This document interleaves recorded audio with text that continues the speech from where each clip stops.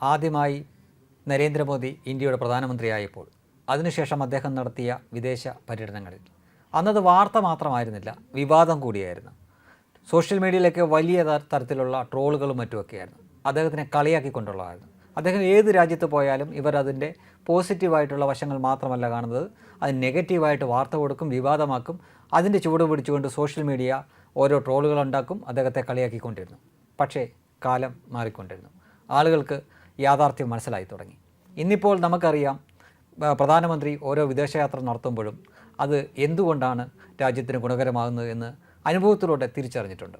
പക്ഷേ ഇപ്പോൾ അദ്ദേഹം ഒരു വിദേശയാത്ര നടത്തിയിരിക്കുകയാണ്. ഉക്രൈനിലും പോളണ്ടിലുമാണ് അദ്ദേഹം പോകുന്നത്. സാധാരണ മുമ്പ് റഷ്യ യുദ്ധമൊക്കെ ഉണ്ടാകുന്ന സമയത്ത് അദ്ദേഹം ആ ഉക്രൈൻ പ്രധാനമന്ത്രിയെ നേരത്തെ കണ്ടിരുന്നു. അപ്പോൾ അത് വലിയ വാർത്തയാവാനൊന്നുമില്ല. ആ സമയത്ത് സ്വാഭാവികമായിട്ടുള്ള ഒരു കൂടിക്കാഴ്ച പോലെയാണ് കണ്ടിരിക്കുന്നത്. ഇത്തവണ ഉക്രൈൻ്റെ കൂടെ പോളണ്ടും കൂടെയുണ്ട്. ശരിക്കും പറഞ്ഞു കഴിഞ്ഞാൽ ഇവിടെയുള്ള മാധ്യമങ്ങൾക്ക് വിവാദമായിട്ട് അവതരിപ്പിക്കാൻ പറ്റിയ ചില സംഗതികൾ പോളണ്ടുമായിട്ട് ചേർത്ത് വെക്കാനുണ്ട്. കാരണം നമുക്ക് പോളണ്ട് എന്ന് കേൾക്കുമ്പോൾ തന്നെ പോളണ്ടിനെ പറ്റി ഒരക്ഷരം മിണ്ടരുത് എന്ന ശ്രീനിവാസൻ്റെ ആ ഡയലോഗാണ് ഓർമ്മ വരുന്നത്. സന്ദേശം സിനിമയ്ക്കകത്താണ് പോളണ്ടിനെ പറ്റി ഒരക്ഷരം മിണ്ടരുതെന്ന് പറഞ്ഞത്. കാര്യം ഒരു കാലത്തത് കമ്മ്യൂണിസ്റ്റ് ഭരണമുള്ള പോളണ്ടായിരുന്നു. പിന്നീട് കമ്മ്യൂണിസ്റ്റ് ഭരണമൊക്കെ പോയി ഇപ്പോഴത് ഒരു തീവ്ര വലതുപക്ഷമാണ് അവിടെ ഭരിക്കുന്നതെന്ന് പറയാൻ സാധിക്കും.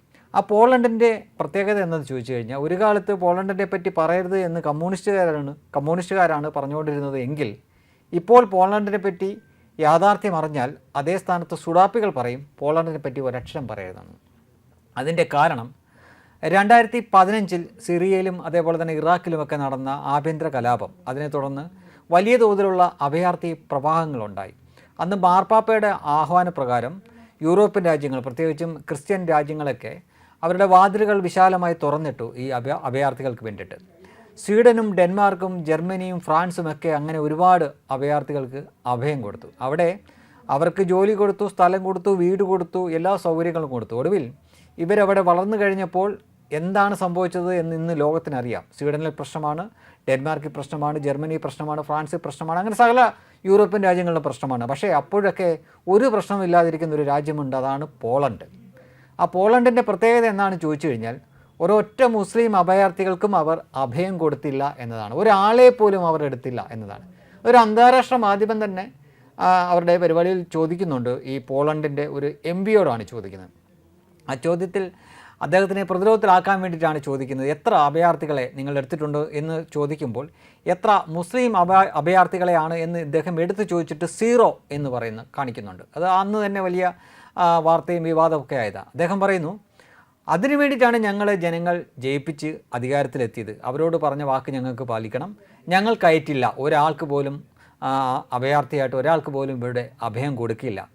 അത് മതി, ഞങ്ങൾക്ക് ഞങ്ങളുടെ ജനങ്ങളുടെ സുരക്ഷ മതി. നിങ്ങൾ നോക്കൂ, ഞങ്ങളുടെ ചുറ്റുമുള്ള മറ്റ് യൂറോപ്യൻ രാജ്യങ്ങളിലെല്ലാം സ്ഫോടനങ്ങളും മറ്റുമൊക്കെ നടക്കുന്നുണ്ട്, ആക്രമണങ്ങളും മറ്റുമൊക്കെ നടക്കുന്നുണ്ട്. എന്നാൽ ഞങ്ങളുടെ രാജ്യത്ത് ഒരു ചെറിയ ആക്രമണം പോലും ഇല്ല, ഒരു സ്ഫോടനം പോലും നടന്നിട്ടില്ല. ഞങ്ങൾ ഇത്തരക്കാരെ കേട്ടില്ല എന്ന് അദ്ദേഹം അസന്നിഗ്ധമായിട്ട് പറയുന്നു. അതിനൊപ്പം തന്നെ പറയുന്നു, ഞങ്ങളുടെ രാജ്യത്തിന് ചെയ്യുന്ന ചില നയങ്ങളുണ്ട്. നോക്കൂ, ഉക്രൈനിൽ നിന്ന് 2 മില്യൺ ആളുകൾ ഇവിടെ വന്ന് ജോലി ചെയ്തിട്ട് തിരിച്ചു പോകുന്നുണ്ട്. അതായത് 20 ലക്ഷത്തോളം ഉക്രൈനികൾ അവിടെ വന്ന് ജോലി ചെയ്യുന്നുണ്ട്, തിരിച്ചു പോകുന്നുണ്ട്. അതിലൊന്നും ഞങ്ങൾക്ക് പ്രശ്നമില്ല. പക്ഷേ ഒരൊറ്റ ഇല്ലീഗൽ മൈഗ്രൻ്റ് അഥവാ ഈ അനധികൃതമായിട്ടുള്ള കുടിയേറ്റക്കാരെ അഥവാ ഈ അഭയാർത്ഥികളെ, എന്നിട്ട് മുസ്ലിം അഭയാർത്ഥികളെ എന്നുകൂടി പറയുന്നുണ്ട്, ഞങ്ങൾ കയറ്റില്ല എന്നത് ഞങ്ങളുടെ പാർട്ടിയുടെ അല്ലെങ്കിൽ ഞങ്ങളുടെ സർക്കാരിൻ്റെ നയമാണ്. അതിൽ ഞങ്ങൾക്ക് ഒരു വിഷമവുമില്ല. ഞങ്ങൾ ആത്മവിശ്വാസത്തോടെ അഭിമാനത്തോടെ പറയുന്നു, ആ തീരുമാനത്തിൽ ഞങ്ങൾ അഭിമാനിക്കുന്നു എന്ന് പറയും.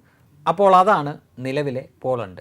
ഒരൊറ്റ അഭയാർത്ഥികളെ പോലും സ്വീകരിക്കാത്ത പോളണ്ട്. ആ പോളണ്ടിലേക്കാണ് പ്രധാനമന്ത്രി നരേന്ദ്രമോദി പോയിരിക്കുന്നത്. മുൻപ് നമ്മുടെ മറ്റൊരു പ്രധാനമന്ത്രി മാത്രമേ അവിടെ പോയിട്ടുള്ളൂ. അങ്ങനെ നമ്മുടെ എല്ലാ പ്രധാനമന്ത്രിമാരും പോയിരിക്കുകയും സംസാരിക്കുകയും ചർച്ച ചെയ്ത ഒരു രാജ്യമൊന്നുമല്ല പോളണ്ട് എന്ന് പറഞ്ഞ രാജ്യം. പക്ഷേ ചരിത്രപരമായിട്ടുള്ള ഒരു സന്ദർശനമാണ് ഇത്തവണ നരേന്ദ്രമോദിയുടെ എന്ന് തന്നെ പറയാം. ഉക്രൈൻ ഭരണാധികാരിയെ കാണുന്നു. അതിനൊപ്പം തന്നെ പോളണ്ടിലും ഊഷ്മളമായിട്ടുള്ള സ്വീകരണമാണ് അദ്ദേഹത്തിന് ലഭിച്ചത്. പക്ഷേ ഈ പോളണ്ടിൻ്റെ ഈ പ്രത്യേകതകളെപ്പറ്റി ഇവിടെയുള്ള മാധ്യമങ്ങൾ അറിയാഞ്ഞിട്ടാണോ എന്നറിയില്ല. സാധാരണഗതിയിൽ ആ സമയത്ത് 2014 കഴിഞ്ഞിട്ടുള്ള ആ സമയത്തായിരുന്നെങ്കിൽ അവർ തപ്പിപ്പിടിച്ച് ഇത് കണ്ടെത്തുകയും ഈ കാരണം പറഞ്ഞ് വിവാദമാക്കുകയും ചെയ്യുമായിരുന്നു. കാരണം അവർ കൊടുക്കാൻ പോകുന്ന തലക്കെട്ട് എങ്ങനെയാണ്, മുസ്ലിങ്ങളെ കയറ്റാത്ത രാജ്യത്തേക്ക് എന്തിന് ഇന്ത്യൻ പ്രധാനമന്ത്രി പോകുന്നു എന്ന തരത്തിലായിരിക്കും പറയുന്നത്. ഇപ്പോൾ എന്തോ വളരെ വിചിത്രമായിരിക്കുന്നു. അവർ ഈ തലത്തിൽ കൊടുക്കേണ്ടതാണ്, അവർ അറിഞ്ഞിട്ടില്ല എന്ന് തോന്നുന്നു. അങ്ങനെയാണെങ്കിൽ അവരൊന്ന് അറിഞ്ഞോട്ടെ. പോളണ്ടിന് അങ്ങനെ ചില പ്രത്യേകതകളുണ്ട്. കാരണം നിങ്ങൾ ഇതുപോലെ എന്തെങ്കിലുമൊക്കെ കുത്തിത്തിരിപ്പ് കൊണ്ടുവന്നാലല്ലേ ഒരു രസമുള്ളൂ. യഥാർത്ഥത്തിൽ അദ്ദേഹം പോയത് അതുമായിട്ടൊരു ബന്ധമുള്ള കേസല്ല. ഒരുപാട് ചരിത്രപരമായിട്ട് നമ്മളുമായിട്ട് പല കരാറിലുമൊക്കെ ഏർപ്പെട്ടിട്ടുള്ള രാജ്യങ്ങളാണ് ഈ യുക്രൈനും പോളണ്ടുമൊക്കെ.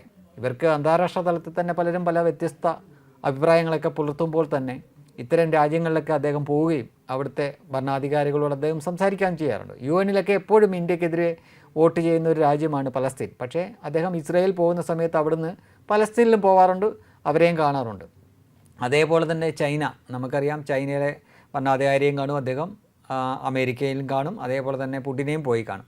അങ്ങനെ അദ്ദേഹത്തെ സംബന്ധിച്ചിടത്തോളം രാജ്യത്തിന് എന്ത് ഗുണം ഉണ്ടാകാൻ പറ്റും, അല്ലാതെ നമ്മുടെ ശത്രുപക്ഷത്ത് നിൽക്കുന്നതാണ്, അവരെ കാണണ്ട എന്ന ഒരു ചിന്താഗതിയുള്ള വ്യക്തിയല്ല. ഒരിക്കൽ മുൻപ് ഇമ്രാൻഖാനും അതിനു മുന്നേ നവാസ് ഷെരീഫും ഒക്കെ ഉള്ള സമയത്ത് അദ്ദേഹം ഊഷ്മളമായിട്ടുള്ള സൗഹൃദത്തിന് പാകിസ്ഥാനിലെ ഭരണാധികാരികളോട് ശ്രമിച്ചിട്ടുള്ളൊരു വ്യക്തിയാണ്. അപ്പോൾ അദ്ദേഹത്തിനെ സംബന്ധിച്ചിടത്തോളം പോളണ്ടിൽ പോകുന്നതും ഉക്രൈനിൽ പോകുന്നതും രാജ്യത്തിന് എന്ത് നേട്ടം ഉണ്ടാക്കാൻ പറ്റും എന്നുള്ള ആ ചിന്താഗതിയും കൊണ്ടാണ്. പക്ഷേ വളരെ വളരെ അത്ഭുതകരമായിരിക്കുന്നു. ഇങ്ങനൊരു സാധ്യത അവിടെ കിടന്നിട്ടും, പോളണ്ട് എന്ന രാജ്യം ഇതാണ് എന്നറിയാമായിട്ടും അത് വെച്ചിട്ടൊരു വിവാദം ഇവിടുത്തെ മാധ്യമങ്ങൾ ഉണ്ടാക്കുന്നില്ല എന്ന് കാണുമ്പോഴാണ് ഒന്നുകിൽ അവർക്ക് ആ കാര്യത്തെപ്പറ്റി അറിയില്ല, അല്ലെങ്കിൽ അത്രയ്ക്കുള്ള ബുദ്ധി അവർക്ക് പോയില്ല എന്ന് വേണം മനസ്സിലാക്കാൻ.